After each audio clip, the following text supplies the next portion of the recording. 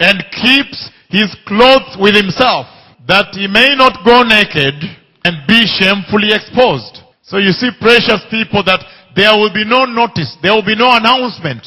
That's why the Lord speaking with me about the wedding of the Lamb and sending me here is a lot of love to the church in Korea.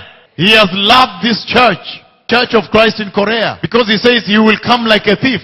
But look, he has spoken with somebody about his coming, and then that person has now come to tell you, prepare, it is going to happen, it is near. Precious pastors, please prepare the sheep. Please prepare the church. The owner of the church is finally coming for the church. When the church is not wearing righteousness, when the church is not walking in holiness, that church is naked.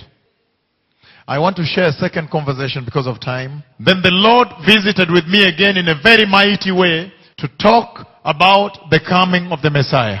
What did the Lord say? Listen very carefully. He lifted me up in that vision, and then I saw the earth. But when I saw the earth, I saw what looked like an earthquake hit the earth. Why did I say an earthquake? Because I saw rocks and dust particles jumping off the surface of the earth. And then all of a sudden I realized it was not an earthquake, because I saw people in their glorious bodies being pulled from their tombs. And as they were being pulled from their tombs, they wore their glorious bodies.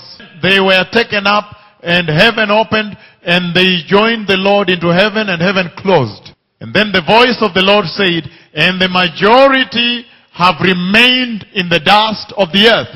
Then he said, go tell these people to prepare for the coming of the Lord. So what is the message there in a quick summary? Again I said, every time the Lord speaks, the Bible is the point of reference. In fact, I found out that the Lord had shared the same vision with Daniel, the prophet of the Lord. And so when I went to the book of Daniel, turn with me to Daniel chapter 12, precious people. We'll read only 4 verses. Then you will understand what the Lord is saying. Listen to what he says, verse 1.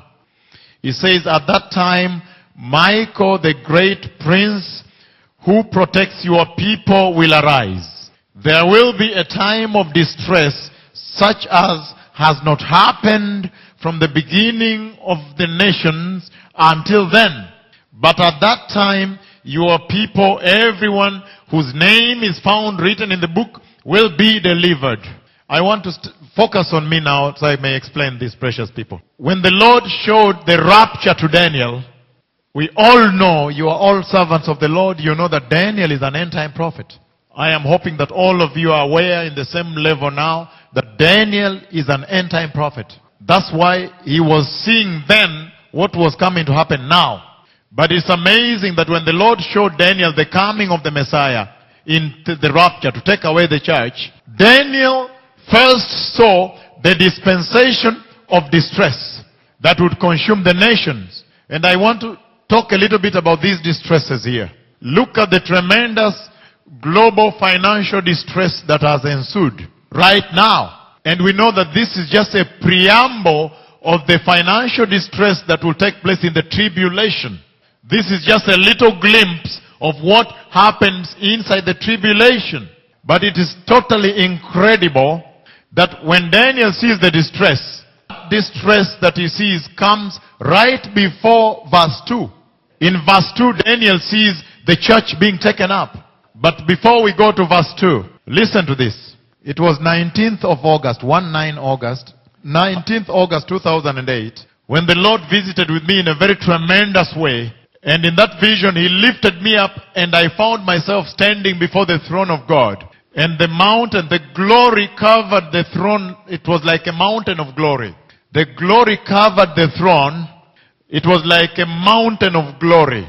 And then all of a sudden, the third living creature around the throne of God came out of the glory of the Lord. And when the third living creature came out, the Lord caused him to come very, very close to me. I did not understand then. Only later I understood the reason the Lord made him come very close. He wanted me to identify his face, his human face, the face of man. And when he came, then he went back to the glory of the Lord at the throne. Then the Lord opened my eyes further. Then I saw him release the black horse. I saw him release the black horse. And the black horse ran around heaven and then came to me. And then after that was released to the earth.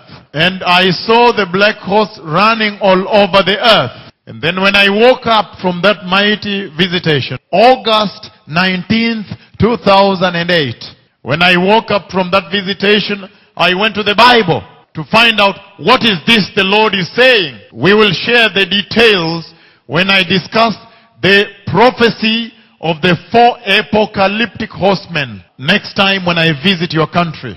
But for now, pay attention to this.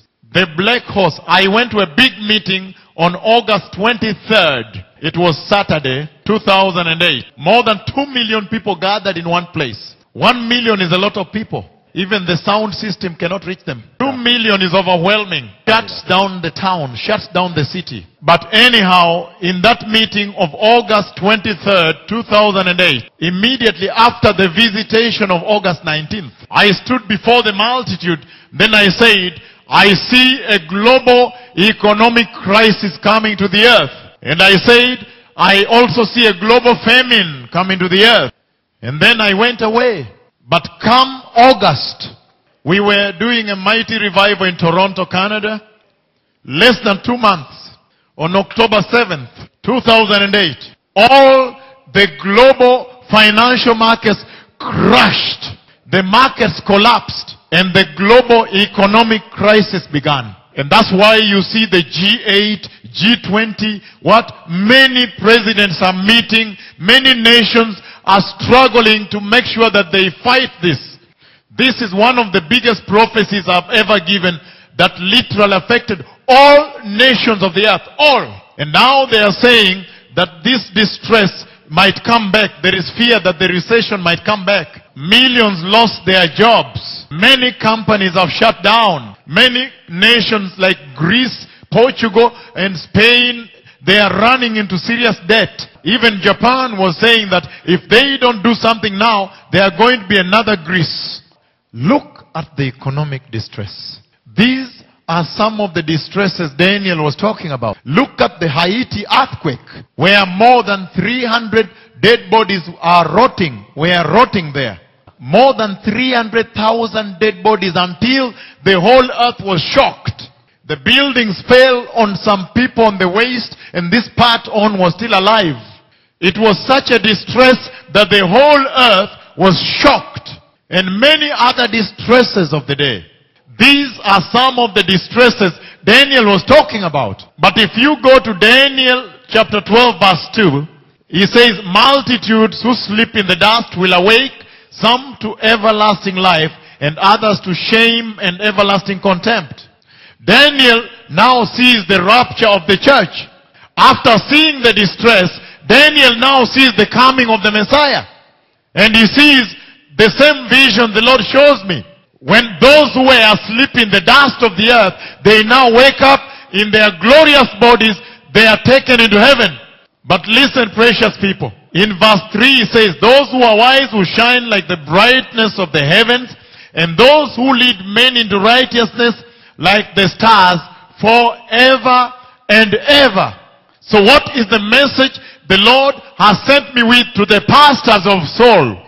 When he showed me this vision here, listen very carefully, precious pastors. You see very clearly that Daniel sees 2 times